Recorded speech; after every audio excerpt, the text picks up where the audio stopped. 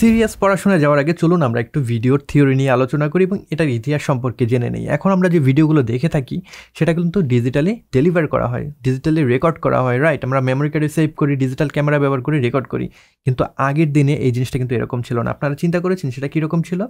তখন film camera ব্যবহার করে কিন্তু ভিডিওগুলোকে রেকর্ড করা হতো এবং সেটাকে সঞ্চয় করা হতো বা স্টোর করা হতো টেপের মাধ্যমে। সেই টেপটা কিন্তু আপনি চাইলে একটা সফটওয়্যার ব্যবহার করে এডিট করতে পারবেন না, রাইট? তাহলে কীভাবে এডিট করা হতো? সেইটাকে ম্যানুয়ালি কেচি দিয়ে কেটে কেটে কিন্তু এডিট করা হতো। যে অংশটা আমার দরকার নেই সেই অংশটাকে কেটে ফেলে দিয়ে বাকি অংশ দুটো একসাথে টেপ দিয়ে জুড়ে দেওয়া হতো, যাতে করে সিমলেস একটা কাট পাওয়া যায়।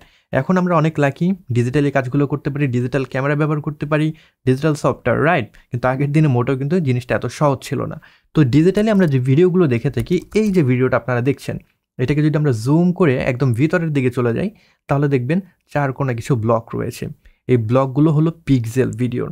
এই ব্লকগুলোই কিন্তু আমাদের মূল যে ভিডিও সেটাকে তৈরি করে। আপনারা দেখবেন এই ব্লকগুলো এক একটা এক এক ধরনের কালার, কারণ এই সকল ব্লক একসাথে যখন মিলিত হয়ে আমাদেরকে সম্পূর্ণ একটা ফ্রেম দেবে তখনই কিন্তু আমরা মূল যে ভিডিও সেটাকে দেখতে পারবো। আবার আপনারা লক্ষ্য করবেন, আপনারা যখন ভিডিও দেখছেন কিছু কিছু ভিডিও একটু ঘোলাটে ধরনের, একটু পিক্সেলেটেড, আবার কিছু কিছু ভিডিও রয়েছে অনেক শার্প। এই জিনিসটা কেন হয়ে থাকে? এই জিনিসটা হয়ে থাকে এই পিক্সেল সংখ্যার তারতম্যের জন্য। যত বেশি পিক্সেল থাকবে আমাদের ভিডিওতে, সেই ভিডিওটা তত বেশি শার্প হবে, সেই ভিডিওটার রেজলিউশন তত বেশি হবে। এই পিক্সেলগুলো মিলেই কিন্তু আমাদের যে ভিডিওর রেজলিউশন সেটাকে তৈরি করে।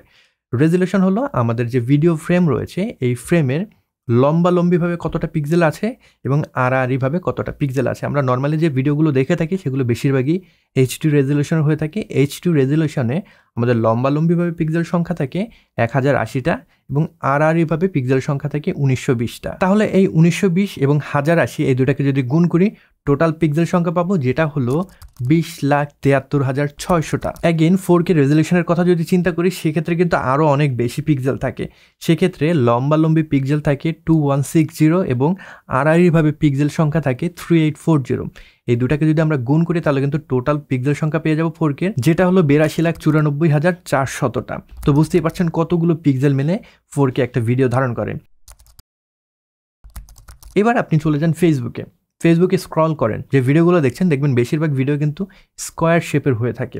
চলে যান ইউটিউবে, সেই ভিডিওগুলো দেখেন, সেখানে দেখবেন বেশিরভাগ ভিডিওগুলো থাকে রেক্ট্যাঙ্গেল শেপে, হরাইজন্টাল ভিডিও। এগেইন আপনারা চলে যান টিকটকে কিংবা ইউটিউব শর্টসে, সেখানে দেখবেন যে ভিডিওগুলো রয়েছে সেগুলো একটু লম্বাটে ধরনের কিংবা ভার্টিক্যাল ধরনের, রাইট?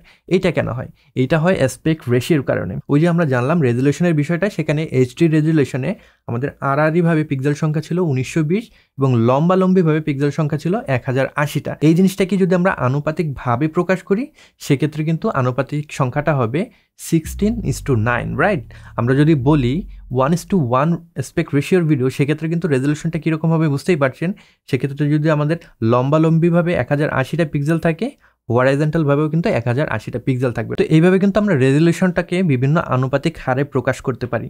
1:1, 4:3, 4:5 কিংবা 16:9 কিংবা 9:16 কিংবা ডিফারেন্ট ধরনের কিন্তু আরও রেজলিউশন হতে পারে। আমরা যদি এক্সট্রা ওয়াইড রেজলিউশনের কথা চিন্তা করি সেটার অ্যাসপেক্ট রেশিও হবে 2:1।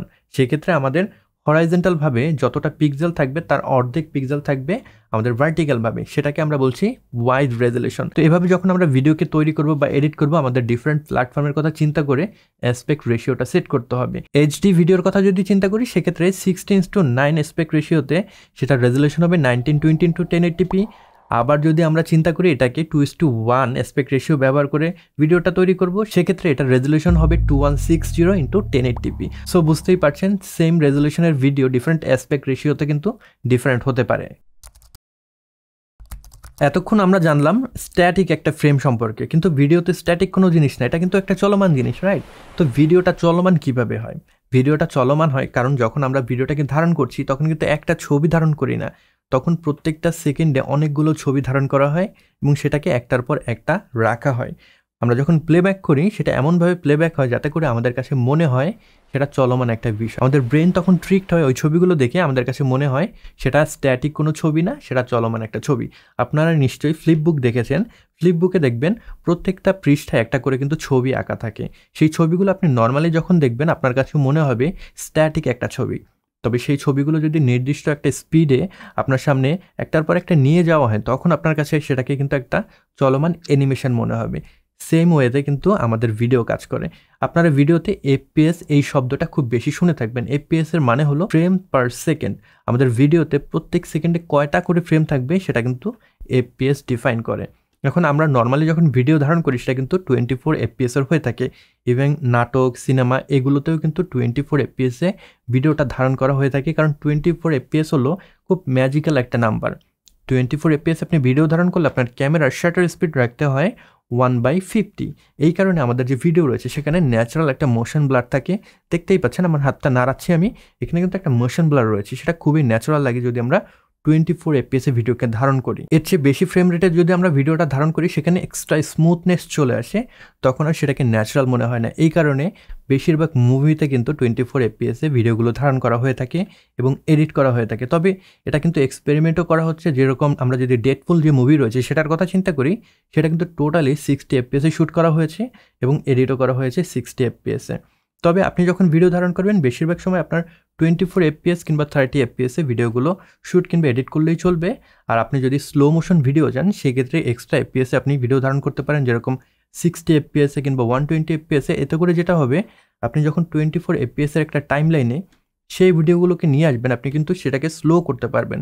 সিনেমেটিক স্লো মোশন ভিডিও যদি করতে চান 120 এফপিএস এ ভিডিও শ্যুট করে সেটাকে আপনি এডিট করলেন, স্লো করে দিলেন, সেখানে কিন্তু আপনি খুবই ফ্লুইড একটা buttery smooth slow motion video পেয়ে যাবেন। এখন আমরা যেহেতু জানলাম ভিডিও কোনো চলমান জিনিস না, সেখানে অনেকগুলো ছবি থাকে, তো এই ছবিগুলো কিন্তু একটা কন্টেনারের ভিতরে রাখতে হয়, রাইট? আমি কিন্তু ছবিকে আলাদা আলাদা ফাইল হিসেবে রাখতে পারবো না। আমি যদি প্লেব্যাক করতে চাই একটা সিঙ্গেল ফাইল হতে হবে, আবার ভিডিওর সাথে অডিওটাও থাকে। তো এই সকল কিছু একত্রে রাখার জন্য কিন্তু ডিফারেন্ট কোডেক কাজ করে। খুব পপুলার একটা কোডেক হলো H.264। এই কোডেকে যে কাজটা করে সেটা হলো আমাদের যে অ্যাকচুয়াল ভিডিও রয়েছে, দেখা যায় প্রত্যেকটা ছবির সাইজ অনেক বেশি। এই প্রত্যেকটা ছবি যদি আমরা র ফরম্যাটে রাখি সেটার সাইজ অনেক বেড়ে যাবে, এডিট করতে সমস্যা হবে, স্টোর করতে সমস্যা হবে। তো H.264 কিংবা H.265 এগুলো কম্প্রেসড একটা কোডেক। এটা যেটা করে আমাদের যে ছবিগুলো রয়েছে সেগুলোকে কম্প্রেস করে ছোট করে ফেলে এবং একই সাথে আমাদের যে অডিও ফাইল রয়েছে সেটাকে কিন্তু এই ছবির সাথে জুড়ে দেয়, যার কারণে আমরা যখন প্লে করি সেটাকে কিন্তু আমরা শুনতে পাই এবং দেখতে পাই একই সাথে, রাইট? তো এই কোডেক কিন্তু বিভিন্ন ধরনের হয়ে থাকে, এক একটা কোডেকের এক এক ধরনের সুবিধা রয়েছে। আপনি যদি র কোডেকের কথা চিন্তা করেন সেখানে ফাইল সাইজটা অনেক বেশি হয়ে থাকে, সেটা হয়তো আপনি এডিট করতে অনেক সুবিধা পাবেন, কারণ আপনার কম্পিউটারের প্রসেসর কম কাজ করতে হবে সেটাকে প্রসেস করার জন্য। আবার আপনি যদি ফাইলটাকে ছোট করতে চান সেক্ষেত্রে কম্প্রেসড কোডেক যেরকম H.264 সেটাকে আপনার ব্যবহার করতে হবে। সেটার যে সুবিধা, ফাইল সাইজ কম, কিন্তু আপনার কম্পিউটারের ওপর কিন্তু অনেক প্রেশার পড়বে, কারণ যখন আপনি এডিট করছেন কম্পিউটারে কিন্তু সেই কোডেকের যে অ্যালগরিদম সেটাকে বুঝে প্রসেস করে দেন আপনার সামনে প্লেব্যাক করতে হবে। তো সব কিছু মিলিয়ে অনেক ধরনের কোডেক অ্যাভেলেবেল রয়েছে, এক এক ধরনের কোডেকের সুবিধা এক এক রকম। নর্মালি নাটক সিনেমায় যদি র ফরম্যাটে ভিডিওটাকে রেকর্ড করা হয় সেটাকে কিন্তু র ফরম্যাটেই এডিট করা হয়, সেখানে ফাইল সাইজ অনেক বেশি থাকে, কারণ তাদের জন্য আসলে স্টোরেজের কোনো বিষয় থাকে না, তাদের জন্য কোয়ালিটিটা বেশি ম্যাটার করে। তবে আমরা যখন ইন হাউসে নর্মালি আমাদের ইউটিউবের জন্য কিংবা ফেসবুকের জন্য ভিডিও ধারণ করছি, এডিট করছি, সেক্ষেত্রে আমরা কম্প্রেস কোডেক ব্যবহার করে থাকি, যেরকম H.264, H.265। সেগুলোতে সাইজ অনেক কম থাকে এবং সেগুলো দিয়ে মোটামুটি কাজ কিন্তু সেরে ফেলা যায়। তো ভিডিওটা এডিট হয়ে গেলে কিন্তু এখন আপনাকে সেটাকে এক্সপোর্ট করতে হবে, রাইট?